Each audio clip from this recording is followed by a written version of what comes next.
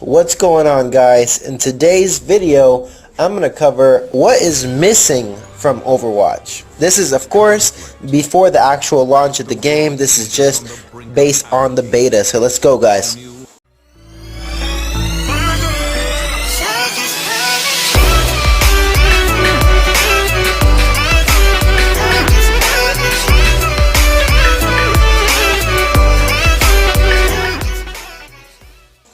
So I have watched a ton of interviews with developers and the team from Overwatch.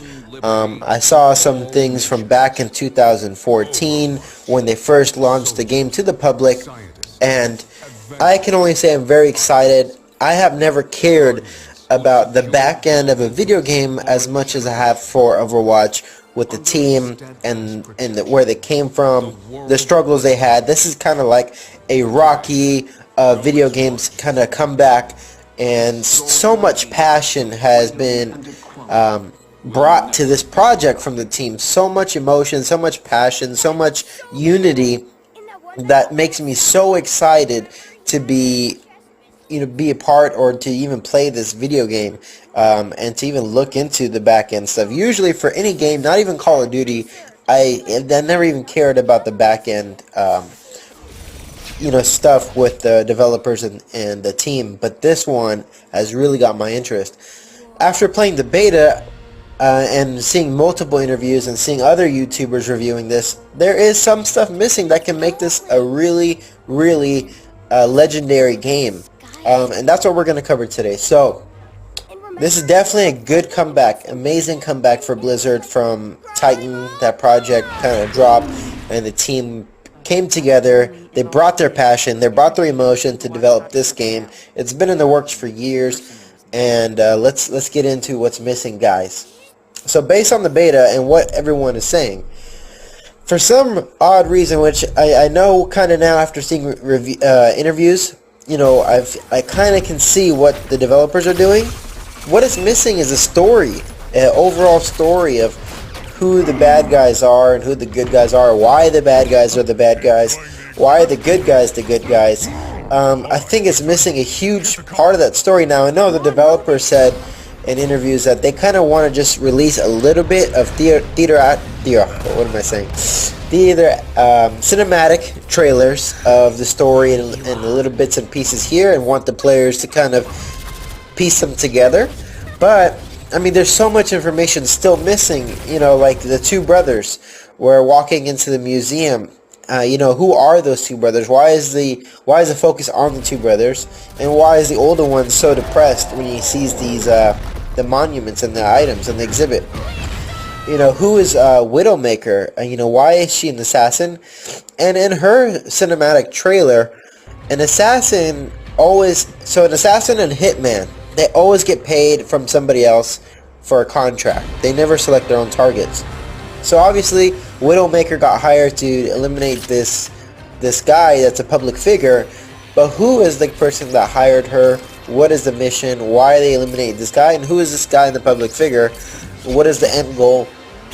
Widowmaker is a very dark and mysterious character, as she is, but obviously someone did hire her and paid her to eliminate this guy, and that's kind of what's missing. As well as, let's look at Reaper. Reaper is a cool character. I wanted to do a review on this character alone, but my footage was deleted. He's a really cool character. It reminds me of Death from the Four Horsemen of the Apocalypse. Who is this guy? Why is he at the side of Widowmaker? What makes him the bad guy? And yeah, that's kind of pretty much what's missing. Why are they after this gauntlet so much? I mean, looking at this cinematic trailer, it is amazing. Ironically, everyone's complaining of the lack of story in the game, which I've never really seen.